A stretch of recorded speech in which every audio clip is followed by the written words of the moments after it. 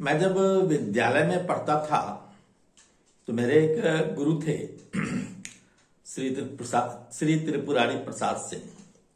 वे एक दार्शनिक थे और साहित्य के मर्मज्ञ थे। बहुत ही विद्वान व्यक्तित्व के स्वामी थे। श्री कृष्ण जयंती के अवसर पर वे अक्सर कुछ कविताएं सुनाया करते थे। तो उसमें से एक कविता मुझे याद है। हम लोगों ने प्रार्थना की थी उनसे कि कोई हल्की फुल्की कविता सुनाया जाए, क्योंकि उनकी हिंदी वो जो लिखते थे बहुत ही क्लिष्ट लिखते थे, बहुत गूढ़ार्थ में लिखते थे, बहुत गहराई से लिखते थे, इसलिए उनकी बात पल्ले नहीं पड़ती थी। तो हम लोगों ने अनुनय विनय किया कि हमें ऐसी कविता सुनाएं जो हम सब समझ सकें। हम लोग क्लास 11 के स्टूडेंट थे उस समय, या 12 के स्टूडेंट थे। तो कहा हम लोगों ने कि आप एक हल्की फुल्की कविता सुनाएं श्री कृष्ण जयंती के अवसर पर। तो वही कविता प्रस्तुत है। भाव के झरोखे से चाव मुस्कुराई, भाव के झरोखे से चाव मुस्कुराई, सोया मन प्राण जगा लेके अंगराई, भाव के झरोखे से चाव मुस्कुराई।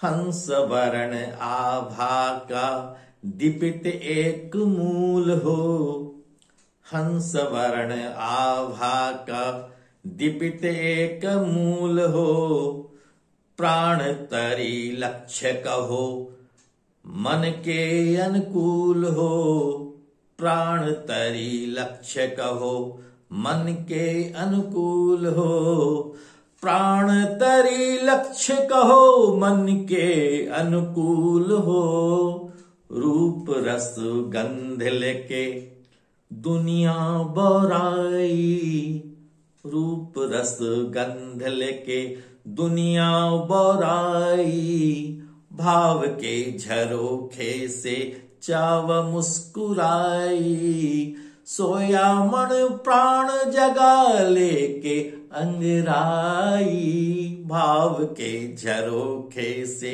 चाव मुस्कुराई।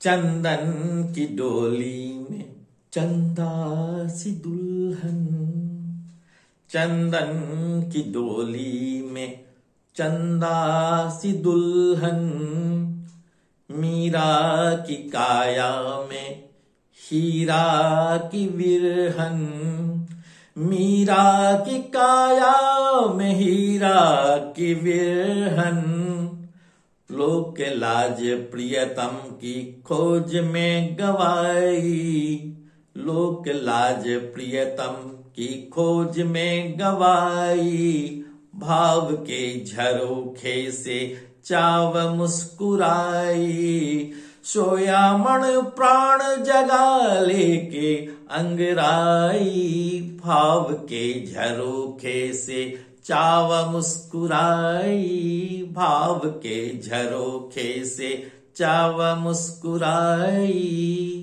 नमस्कार।